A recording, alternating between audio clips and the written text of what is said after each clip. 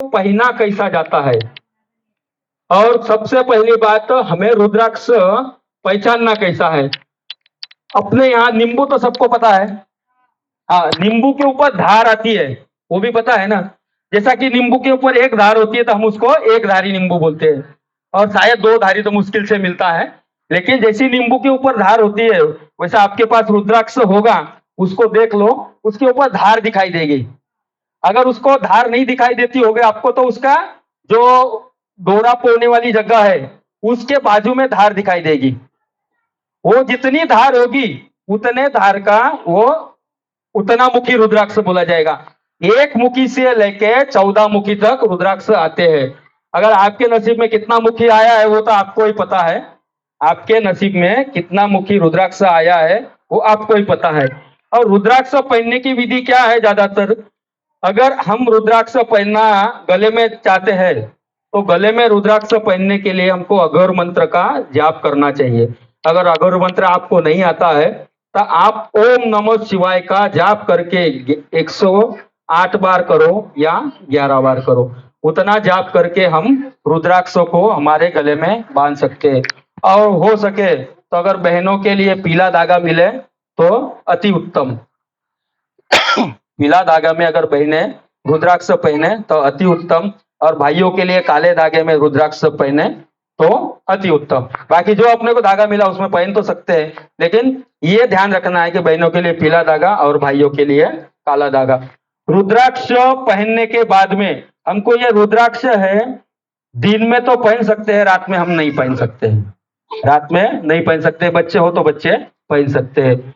और हम जैसे कि कोई मरण स्थान होता है, जैसा कि कोई मरते हैं, हम जाते हैं कि उसको रखने जाना है, तो उस जगह रुद्राक्ष पहन के नहीं जाना है। हो सके तो रुद्राक्ष घर पर ही निकाल के जाइए। और रुद्राक्ष की एक खास बात है कि अगर बोलते हैं ना कि हमारे यहाँ जब पाड़ना हलतो क्या मतलब बच्चा आता है, उस समय भी हमको रुद्राक्ष का पहनना नहीं है। उस समय भी हम रुद्राक्ष निकाल के भगवान के पास रख सकते हैं।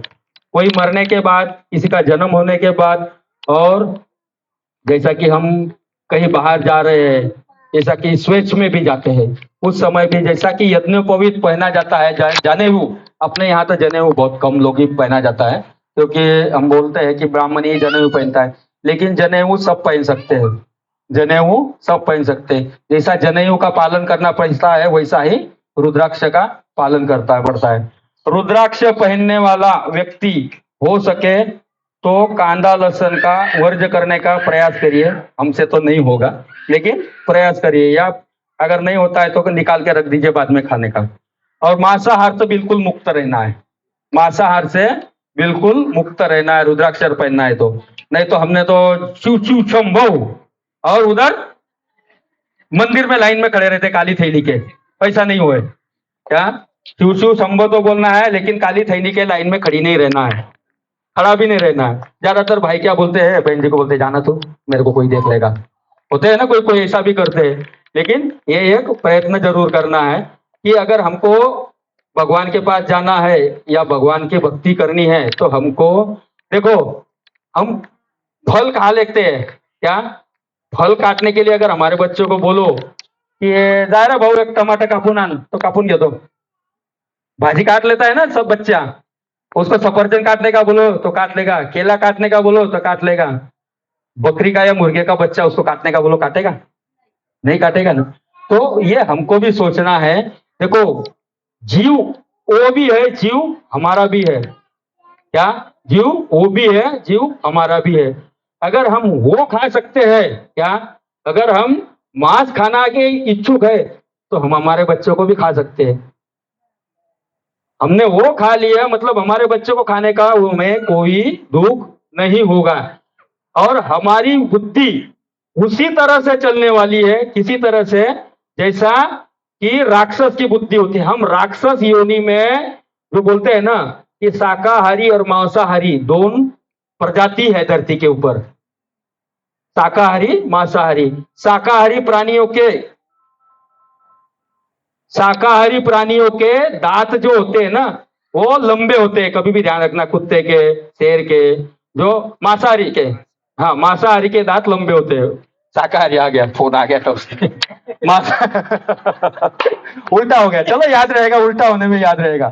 तो मांसाहारी के दांत लंबे होते हैं, और मांसाहारी जो प्राणी होता है वो जीभ से पानी पीता है, जीभ से पानी पीता है। और बाकी वाले होते हैं ना, जैसा गाय बैल भी जीभ से पानी नहीं पीती है, वो खींच के पानी पीती है। हम भी खींच के पानी पी लेते हैं। हम मांसाहारी नहीं है, मानव जाति मांसाहारी में नहीं आती है। हमारे पूर्वज थे, मांसाहारी नहीं थे, वो कंदमूल खा के जीवन जगे है। क्या? कंदमूल खा के जीवन जगे। शिव जी ने जब सृष्टि का निर्माण किया था ना, तो सबके लिए पेड़ पौधे निर्माण किए थे, सबके लिए मांस नहीं निर्माण किया था। सबके लिए क्या निर्माण किए थे? पेड़ पौधे।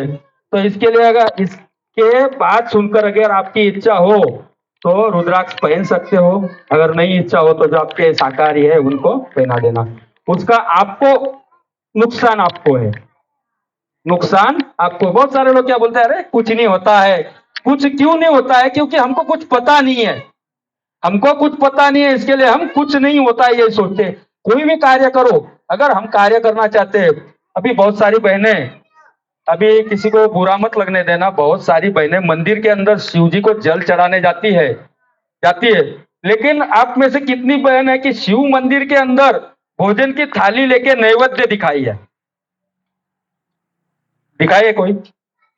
नहीं ना। तो कल से कम प्रयास करना कि हम सप्ताह में एक दिन शिव जी को भोजन कराने लेके जाएंगे। बहुत सारी बहनें तो शिव जी को जली चढ़ा रही है, जली चढ़ा रही है, लेकिन बहुत सारे कोई ऐसा मंदिर नहीं है कि वहां उस भगवान को, क्या, उस भगवान को नैवेद्य नहीं दिखाया जाता है। खाली एक शिव मंदिर ऐसा है, वह खाली जली चढ़ा रहे, नैवेद्य बहुत कम लोग दिखाने वाले दिखा रहे हैं, जिनको पता है शास्त्र पद्धति से वो दिखा रहे हैं।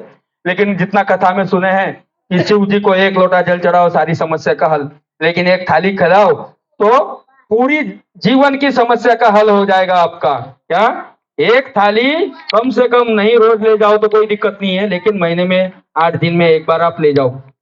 उसके अंदर कांदा लहसुन का मत लेके जाना। कांदा लहसुन का हमारे घर के अंदर हम नैवेद्य दिखा देते हैं, वो हमारी प्रथा में नहीं है, इसके लिए हम दिखा रहे हैं। हमको पता नहीं है, इसके लिए दिखा रहे हैं। लेकिन भगवान को नैवेद्य दिखाते हैं। हम प्रसाद क्यों बांटते हैं? कौन सा बांटते हैं? मिठाई बांटते हैं ना। सबके घर में सत्यनारायण की पूजा होती है, ज्यादातर हमारे यहाँ सत्यनारायण की पूजा अग्रिम होती ही रहती है। एक साल में कम से कम एक घर में होगी, नहीं होगी तो शादी होने के बाद तो एक बार करते हैं सत्यनारायण। चलो आ जाओ बोलो। तो सत्यनारायण में एक बार होती है कथा, तो वहां हम प्रसाद क्या रखते हैं? मीठा, रव्याचा शिरा, तूप साखरचा शिरा बनवतात, वैसा शिरा रखते। तो वहां भोजन का प्रसाद क्यों नहीं रखते? क्योंकि वो ब्राह्मण लोग अगर बोलने जाएंगे तो वो ब्राह्मण के साथ में विवाद होगा। इसके लिए वो ब्राह्मण लोगों ने क्या बोला कि आपको ये मीठा प्रसाद शिरा बना के खिला देना है सबको, तो वो प्रसाद कर देते हैं। तो मेन अपने को ध्यान रखना है कि शिव जी को अगर हमको ये लेके जाना है नैवेद्य, तो उसके अंदर कांदा लहसुन नहीं होगा। और दो चीज खास ध्यान रखना है, उसके अंदर शेवगाची सेंग, क्या, सौगार की सेंग और गाजर, ये दो चीज भी नहीं जाए। शिव जी के लिए ये वर्जित है। जो शिव भक्त है, अगर कोई शिवरात्रि करता है तो उसमें हम बोलते हैं बहुत सारे लोग कि गाजर तो ऊपर चलता कंदमूल है, लेकिन शिव जी को गाजर नहीं चलता है। अगर नहीं पता हो तो ध्यान रखना है। और सेवगाची सेंग, उपवास के अंदर हम अगर घर पर शिव सोमवार रखते हैं और सोमवार के अंदर अगर हम गाजर का शीरा बना के खाते हैं तो समझो हमने अनाज खा लिया है। जैसा कि एकादशी पकड़ने वाले होते हैं, वो एकादशी के दिन चावल नहीं खाते, वो चावल उस दिन नहीं खाते, लेकिन उसके पहले 12 घंटा पहले भी चावल नहीं खाते और 12 घंटा बाद में भी चावल नहीं खाते। मतलब 48 घंटा जो एकादशी करने वाले जो पुराने लोग हैं, वो आज भी 48 घंटा चावल नहीं खाएंगे। उस दिन तो खाएंगे ही नहीं है, लेकिन पहले 12 घंटा और बाद के 12 घंटा।